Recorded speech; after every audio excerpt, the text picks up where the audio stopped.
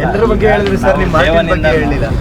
ಅವರ ತಾಳ್ಮೆ, ಅವರ ಡೆಡಿಕೇಶನ್ ಈ ಸಿನಿಮಾ ಬಗ್ಗೆ ಲಾಸ್ಟಿಗೆ ಬರ್ತೀವಿ. ಯಾಕೆ ಅಂತಂದರೆ ಇದು ಎಲ್ಲದು ಒಂದು ಈ ಸೈಡ್ ಪಿಲ್ಲರು ಈ ಥರದ್ದು ಅಂತಂದರೆ ಇದು ಸೆಂಟ್ರ್ ಪಿಲ್ಲರು.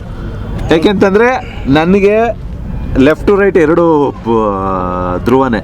ಯಾಕೆಂತಂದರೆ ನಾನು ಏನೇ ಮಾಡಬೇಕು ಅಂತಂದರೂ ಆಗಲ್ಲ ಅಂತ ಒಂದು ದಿನವೂ ಒಂದು ನಿಮಿಷಕ್ಕೂ ಒಂದು ಸೆಕೆಂಡ್ಗೂ ಅವನ ಕಡೆಯಿಂದ ವಾಯ್ಸೇ ಬರಲ್ಲ. ಏನಂದ್ರೂ ಓಕೆ ಬೈ, ನೀವೇನು ಹೇಳಿದ್ರು ನಾನು ರೆಡಿ, ನೀವು ಹೆಂಗೆ ಹೇಳಿದ್ರು ನಾನು ಹಂಗೆ ರೆಡಿ ಅಂತಲೇ ಹೇಳಿರೋದೇ ಹೊರತು ನಾನು ಪ್ರತಿಯೊಂದು ನಾನೇನು ಹೆಜ್ಜೆ ಇಡ್ತೀನೋ ಅದಕ್ಕೆಲ್ಲದಕ್ಕೂ ಸಪೋರ್ಟ್ ಮಾಡಿಕೊಂಡೆ ಪ್ರತಿಯೊಂದರಲ್ಲೂ ಅವ್ನು ನನ್ನ ಜೊತೆಗಿದ್ದ. ಮೇಕಿಂಗ್ ಬಗ್ಗೆ ಮಾತಾಡ್ತಿದ್ವಿ. ಆ್ಯಕ್ಷನ್ ಅಡ್ವೆಂಚರ್ ಜಾನರ್ ಅಂತಂದು ಗೊತ್ತು, ಆದರೆ ಟೀಸರಲ್ಲಿ ನಾವು ನೋಡಿದಾಗ ಒಂದು ಕಡೆ ಆ್ಯಕ್ಷನ್ ಇದೆ, ಮತ್ತೊಂದು ಕಡೆ ಪೇಟ್ರಿಯಾಟಿಸಮ್ ಇದೆ, ಸೊ ಗ್ಯಾಂಗ್ಸ್ಟರ ಈ ಥರ ಒಂದಷ್ಟು ಕ್ವಶನ್ಗಳು ಮೂಡುತ್ತೆ. ಅದ್ರ ಬಗ್ಗೆ ಒಂದು ಲೈನಲ್ಲಿ ಹೇಳೋದಾದರೆ ನಾವೇನೋ ಬರಿಬೇಕಲ್ವ ಸಿನಿಮಾ ಕಂಟೆ ಆ ಕುತೂಹಲ ಇರಲಿ. ಏನಂತಂದ್ರೆ ಇವಾಗ ನಿಮ್ಗೆ ಎಲ್ಲರಿಗೂ ಒಂದು ಪೇಟ್ರಿಯಾಟಿಸಮ್ ಅಂದಾಗ ಒಂದು ಇದರಲ್ಲಿ ನಾವು ಇಂಡಿಯನ್ ಅಂತ ಹಾಕಿಸಿದಾಗ ಪೇಟ್ರಿಯಾಟಿಸಮ್ ಬರುತ್ತೆ.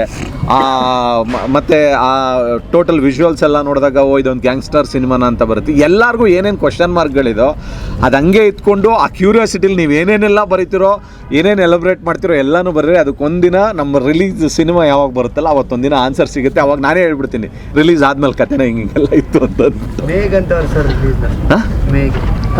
ರಿಲೀಸ್ ಡೇಟ್ ಏನು ಅಂತಂದ್ರೆ ನೀವೇ ಇವಾಗ ತಾನೇ ಹೇಳಿದ್ರಿ, ಎಲೆಕ್ಷನ್ ಬರುತ್ತೆ, ಎಲೆಕ್ಷನ್ ಡೇಟ್ ಅನೌನ್ಸ್ ನೋಡ್ಕೊಂಡೆ ನಾವು ಅನೌನ್ಸ್ ಮಾಡೋಣ ಅಂತ ಅನ್ಕೊಂಡಿದೀವಿ. ಯಾಕೆ ಅಂತಂದ್ರೆ ಅವ್ರು ಯಾವಾಗ ಬರ್ತಾರೆ, ಹಿಂದೆ ಬರ್ತಾರೋ ಮುಂದೆ ಬರ್ತಾರೋ ಅಂತ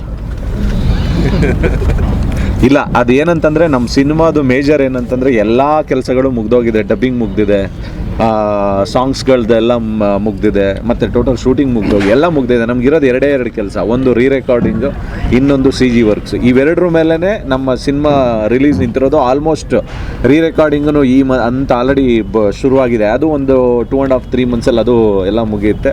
CG ವರ್ಕ್ಸ್ ಎಲ್ಲ ಯಾವ ರೀತಿ ಕಂಬೈಂಡಾಗಿ ನಮಗೆ ಬರುತ್ತೋ ಅದನ್ನು ನೋಡಿಕೊಂಡು ಪ್ರೊಡ್ಯೂಸರ್ ಅವ್ರಿಗೆ ಯಾವ ಡೇಟ್ ಅನುಕೂಲ ಆಗಿರೋ, ಯಾಕೆಂತಂದರೆ ಕನ್ನಡ ಸಿನಿಮಾ ಅಂತಂದಾಗ ನಾವು ಯಾವ ಡೇಟಿಗೆ ಬೇಕಾದ್ರೂ ರಿಲೀಸ್ ಮಾಡ್ಬೋದು.